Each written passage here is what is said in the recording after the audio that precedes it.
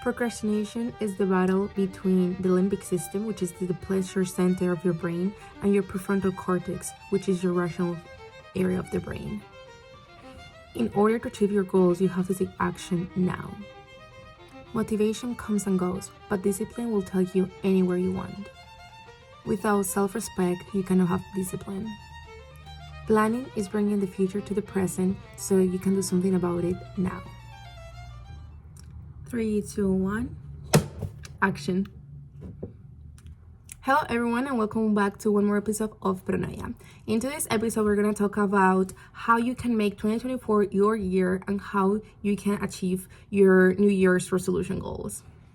So now that the year is started, a lot of people start making resolutions and a list of their goals they want to achieve during the year, right? And everyone's excited and motivated and just happy to start this new path, right? Of saying, oh, this is my year, I'm gonna achieve everything I want. However, months pass by and then it's the end of the year again, and then a lot of people are kind of depressed and kind of like, oh well, this wasn't my year, next year will be my year. So this just creates a loop of basically achieving nothing, because every year you tell yourself the same lie. So from day one, you have to make the decision that, hey, this is my year and I'm actually gonna do everything I can to make it my year. So in today's video, I'm gonna explain why people don't achieve their goals, how you can achieve your goals, what steps to take to actually make 2024 your year. So one important factor when we do anything is the fact that we have to achieve goals, complete tasks, and all those things.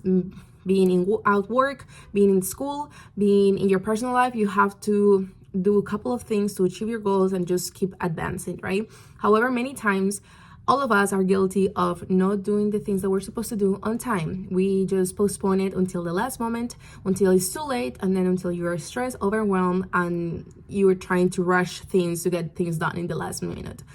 And there is science behind everything that we do.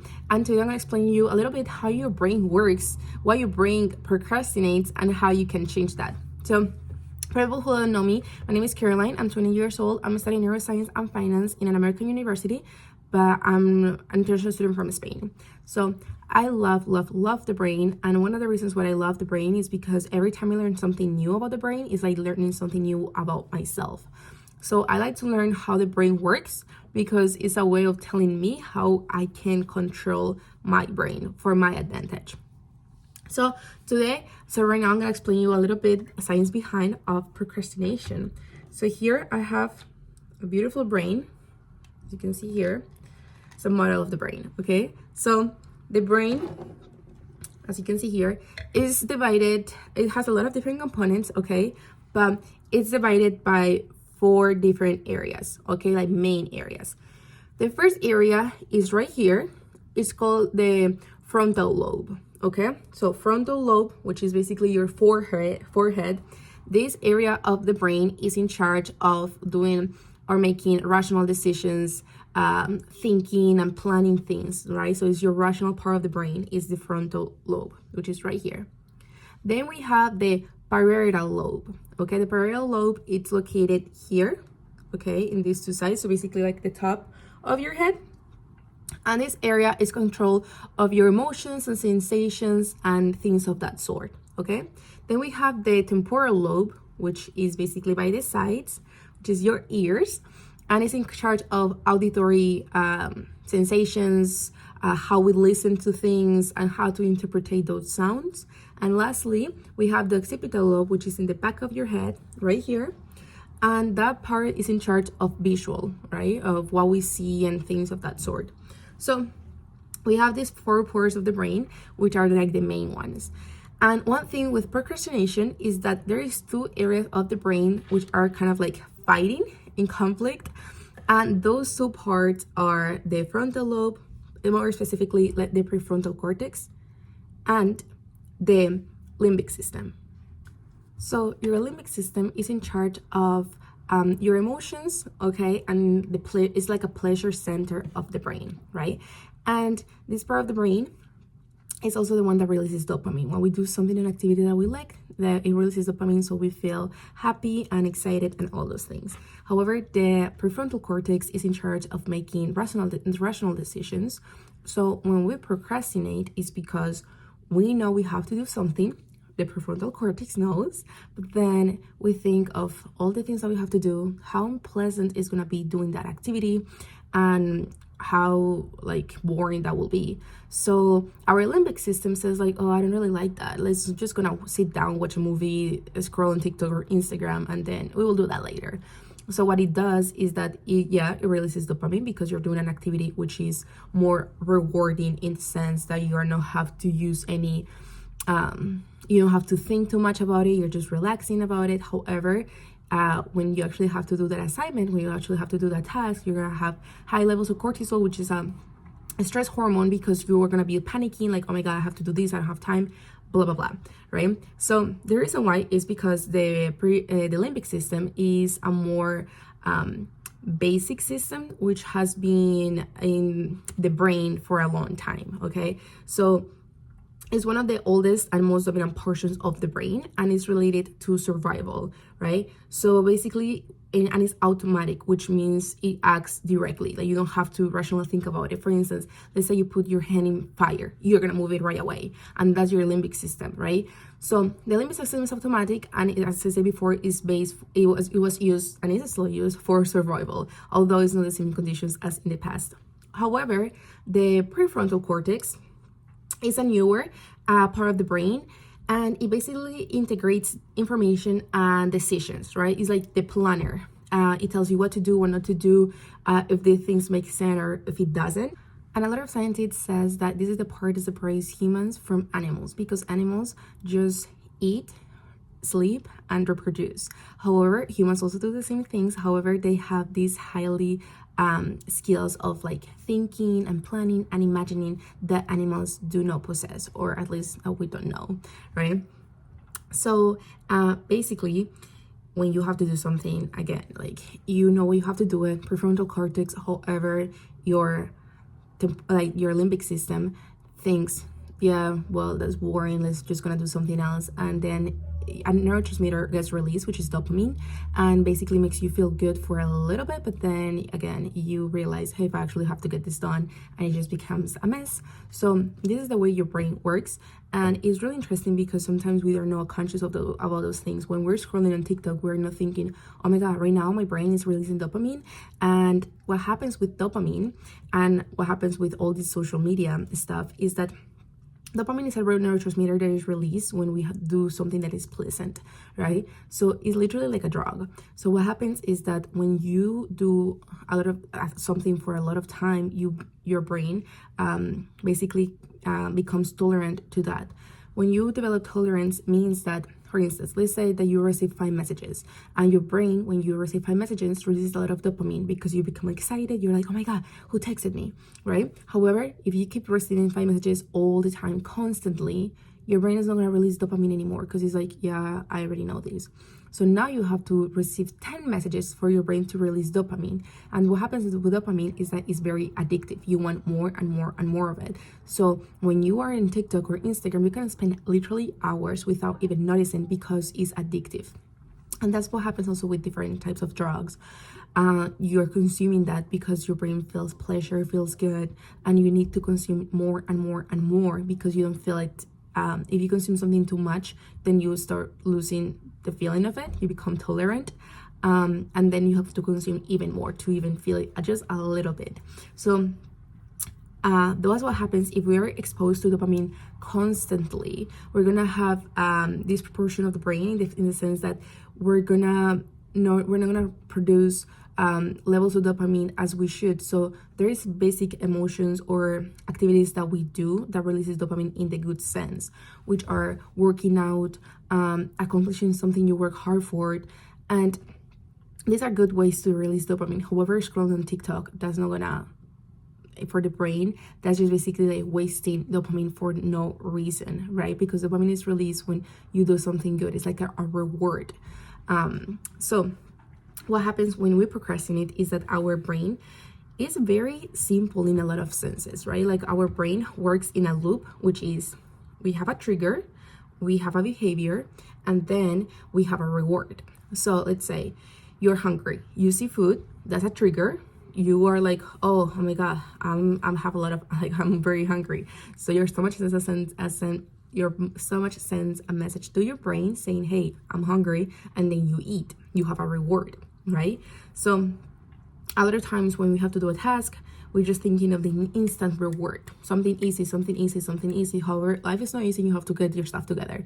So you actually have to do things that are unpleasant, right? And that's also going to toughen up your brain. So the way that you will stop procrastinating is literally by doing the things you don't want to do. And of course, that's hard. But how you do it? You do it by becoming aware of what you're doing. So a lot of scientists said that mindfulness is a real great technique to stop procrastinating. Basically, mindfulness is just becoming aware of what you do. Meditation, in my opinion, is more of just sitting down and then not thinking of anything, or just like paying attention to your surroundings, just like don't do anything, relax yourself. Mindfulness is also similar to that, of course, and it's just becoming aware where you are, what you actually doing. So to stop procrastinating, you have to literally describe what you're doing and also understand how your brain works. Right now, if I'm sitting down eating chips, watching a video, well, watch the video. But if I'm sitting and just watching TikTok or just stuff, I'm gonna keep doing it until someone calls me or something happens and I have to change. However, if I'm sitting down, I'm thinking, oh my god, my brain right now is enjoying this dopamine release, but this is short-term rewards, this is not gonna benefit me. I have to get up and I have to just actually do things. That's the way that your brain gonna stop procrastinating. So one, you do a task that is hard to do, but when you get it done, you actually feel relief, you feel excited because you're like, yeah, I got it done, I did it, right? So that's the kind of rewards that you're looking for, not just the rewards that you get from scrolling on TikTok doing nothing. So there's a little bit of science behind how your brain works. I hope that was clear enough and also simple enough that you understood it. But one thing that I love about the brain and is fascinating is literally becoming aware of what you do. Literally, the prefrontal cortex and just the ability of thinking and being aware of things is unique to humans. So use that ability. Like, that's what the power is from animals, right? Use the power that is within your brain to like become your best version. And I don't care where you're from, what you do, whatever. All of us have that possibility and the capability, right, of training your brain the way that you want, the way that you want it, basically. So now, I'm gonna move it. Oh my gosh. Now, connecting it to the fact of, okay, New Year's, how I actually get to do my things, how I actually achieve my goals, this 2024, what is gonna make actually the difference between this year and last year. So many times when we have these New Year's resolutions is that we put big goals, which, hey, are great, achieve, like, aim big, aim high. The issue with that is that we put these huge goals, but then it seems kind of like unobtainable. They're like too high, and we start getting like stressed and thinking, oh my god, am I actually gonna achieve this or not? Because this is like not realistic at all. So that can be discouraging, and that's my advice for you is aim high, but then break it down. Your brain is like a little kid. You have to guide it. You have to tell them what to do at all time, because if not, it's gonna get distracted, You have to focus and refocus your attention for everything that you do. So I recently read this book, which I recommended to all of you, called Eat That Frog.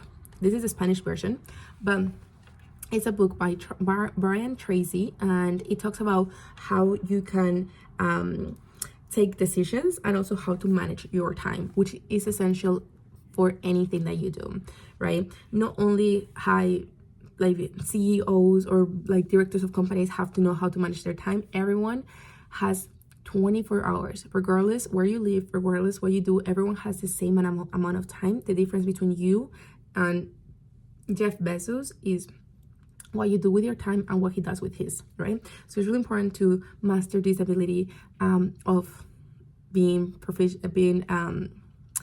effective with your time. So in this book, Brian Tracy explains how to achieve your goals in very simple steps and actually making it manageable and obtainable for you. So I will share a couple of insights that I read from this book. One of the most important things is planning. Planning is something essential that I feel like a lot of people say it, but it's because if a lot of people say it's because of a reason, right?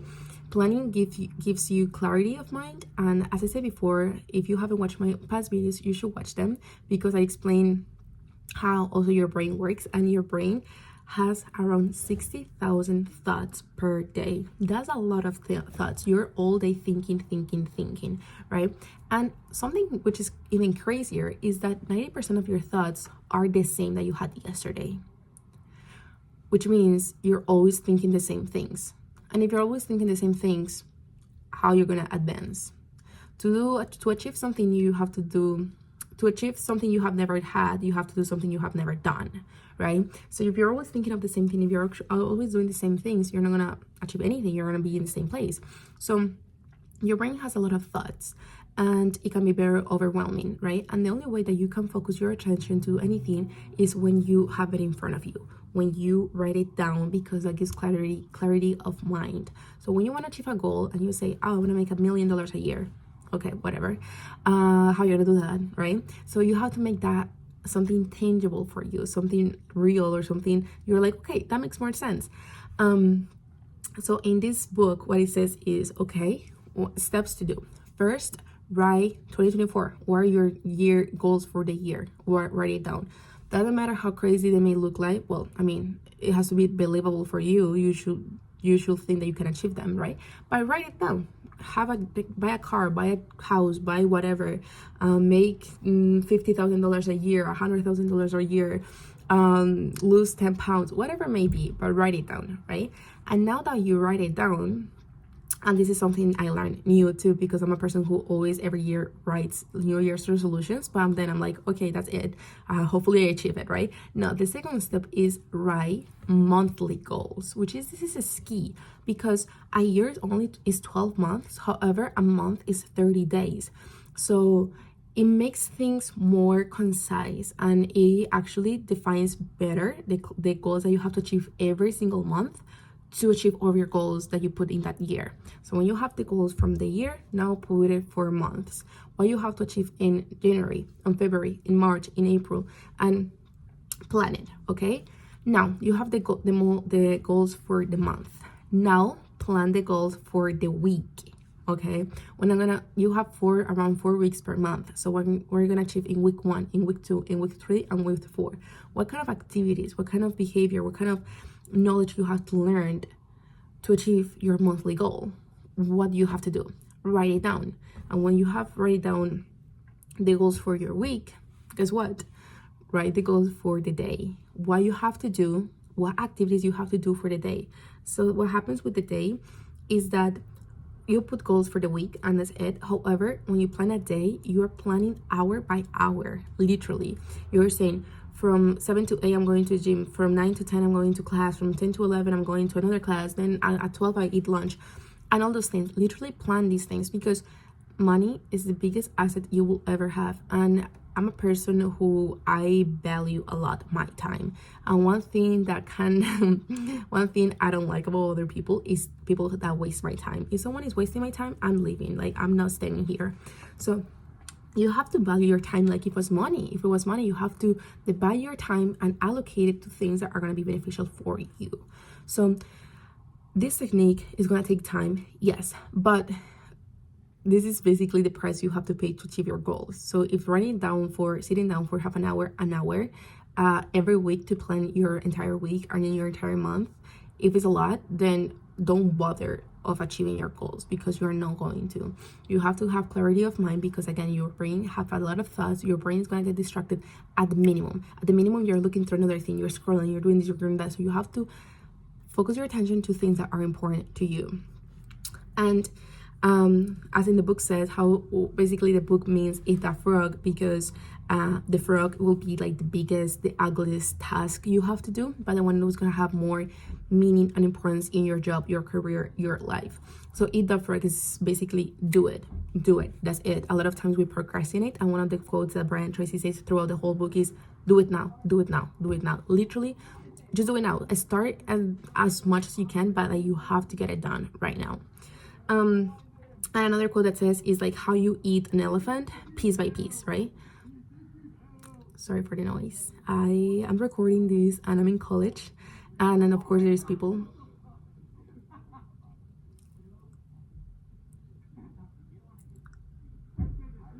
Oh my gosh.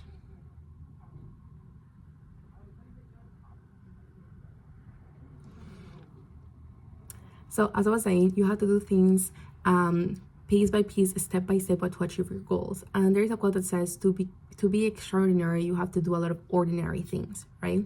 So break it down, your goal, your whatever you have, break it down and make it something that you can do every single day, right?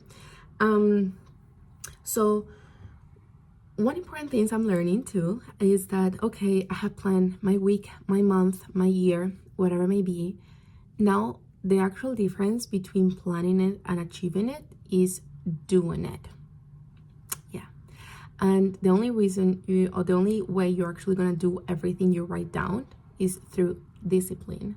Discipline, I feel, is the most important skill that someone can have, because I'm a person who I love reading motivational books, inspirational books, all those kind of things. However, motivation and inspiration is just temporal. You feel one day high energy, yeah, I'm gonna achieve all these things, I'm gonna eat the world, I'm gonna achieve whatever, and then the next day I'm like, oh my god, I'm so tired, I don't want to do anything. And that also happens to me many times, I'm not even gonna lie. But it's the discipline that's gonna make the difference for you achieving your goals. And it is so important and so key to do all these things. Like, you have to be to yourself, I'm gonna do it, that's it. Like, I don't care how I feel, I don't care what happens, I have to get it done, right? Your brain also your brain also is gonna try to look for excuses to not do it, because again, the limbic system tries to do the easy thing, but you have to think with your prefrontal cortex, you have to think with your rational mind of what you actually want to do. So discipline is literally what's going to make the difference in your life. It's not going to be motivation, because motivation comes and goes. It's the discipline of saying, I have to get this done, that's it. And don't overthink it too much. Your brain, when you have to do a task, an activity, and you overthink too much of all the steps you have to take, all the things, your brain is going to get discouraged. So you have to make it very easy, very simple. For instance, I am a person that I try to go to the gym every single morning, and if I think of everything I have to do to go to the gym, I have to wake up, I have to go to the bathroom, brush my teeth, put my clothes on, blah blah blah, I'm gonna get so overwhelmed by the fact that I'm not gonna wake up at 7 a.m., 6 a.m. to go to the gym. I'm gonna be like, this is so much work. However, I woke up at 6:30 in the morning, saying, I'm going to the gym. That's it. That's it. I'm not overthinking it. I'm just doing it. And that's key. And one of the reasons why you should have discipline, or the reason that you have discipline, is having self-respect. So I will explain what I mean by that. Self-respect is so important that I'm also planning it into my life. Self-respect for me is the fact that when I'm a pretty busy person, now that I'm in college, I'm involved in a lot of different things, and I have a lot of meetings. I have to go to class, I have to work, I'm doing 1,000 things per day. And a lot of times when I have a meeting, I have to eat, I have to go to the gym, I have to do all my personal stuff. But I will tell you, I will do whatever I need to do. But if my meeting is at 6 p.m., I'm showing up there at 6 p.m. I don't care. I will run around, I will do whatever it takes, but I'm gonna be there at 6 p.m. because I'm meeting with someone, right? So when you are planning something with someone, you're gonna do whatever it takes to show up. And even if you can't because something happens, you justify saying, oh my god, I'm so sorry, we can plan it another time, or we can reschedule. But you feel bad even if you cancel, right? However, many times when we plan things for ourselves, let's say I'm gonna wake up at 6 a.m. to go to the gym, and it's 5:50, and I'm like, I'm tired, I'm not gonna do this, bye. And then I be sleeping until 10 or something like that. And then I say, yeah, I went to the gym, but I mean, it was me, whatever, I will do another time. And then I'll do it tomorrow, and then tomorrow comes and I don't do it. So self-respect is also valuing your own time. The same way that you will run or you will do whatever it takes to be on time for your meeting, you should do the same when you make a plan with yourself. I'm gonna go to the gym at 6 a.m. wake up and do it. That's it. I mean, you don't have to go at 6 a.m., but you get the idea, right? So it's basically having the self-respect of saying, no, like me first, me second, and me third. Basically, it's like you are the most important person in your entire life and you're the biggest asset. So you have to invest in yourself, in becoming the best version. And you do that by having self-respect, by saying, if I do something, if I say I'm gonna do something, I'm actually gonna do it. And that's having self-respect. Then having the discipline to follow the things that you were saying you're gonna do, and having the determination of actually planning your goals and describing the things and do all the process. A lot of things with personal developing and all those things is that you cannot skip steps. You have to do all of it. It's a lot of hard work, yes, but like you're investing in yourself and you're investing in your future, which is the biggest asset you can have. So it is really important having self-respect. So to summarize this video, basically, to achieve your goals, you have to understand how your brain works. When you're procrastinating, think, what is my brain doing right now? Is trying to distract myself to release a little bit of dopamine, but then I'm gonna get stressed, overwhelmed when I actually have to get the job done. So no, say how I'm thinking with my limbic system or with my prefrontal lobe. Think with your prefrontal cortex, okay? Rational thoughts. Then plan your entire year, plan month by month, then plan week by week in that month, and then plan day by day, and also plan your day the night before. And I do that, and it doesn't take even that much time. Like literally, you already know what you have to do, put it by like written down, and then next day when you're sitting down doing nothing, you read your thing. I'm like, okay, right now I can do this, and you get like things ahead of time, and you become so much productive, and you are basically developing yourself, and you're gonna have more opportunities as someone who is procrastinating, not doing anything, because you're a step ahead, right? And having the discipline of doing what you say you're gonna do, and having the self-respect to be committed to your goals as you said you're gonna be. So one thing that you also should have in mind, and there is a question that I read that I'm like, oh my god, this is so true. Why you haven't achieved your goals yet? What's stopping you? What habit, attitude, behavior, what person or what situation is stopping you from achieving your goals? And if you say money, look, money is an important resource to have, don't get me wrong. However, how can you achieve money? If money is your obstacle, how you can achieve it so you can achieve your bigger goal, right? So like, but what is stopping you? Is it procrastination? Is it lack of determination? Is it laziness? What is it? And define it and have it clear, okay? As we say in medicine, when you know the disease, you're halfway through the cure, okay? When you know the diagnosis, you already know you're halfway through basically becoming healed again. So to finish, I'm gonna read a quote, of course, which says, planning is bringing the future into the present so that you can do something about it now. And that's by Alan Lacan. So thank you so much for watching this podcast episode. If you're watching on YouTube, like, subscribe, and watch more videos in my channel. And if you're watching on Spotify or Apple Music, like, subscribe, and I will leave you my social media in the link below, and I will see you next time.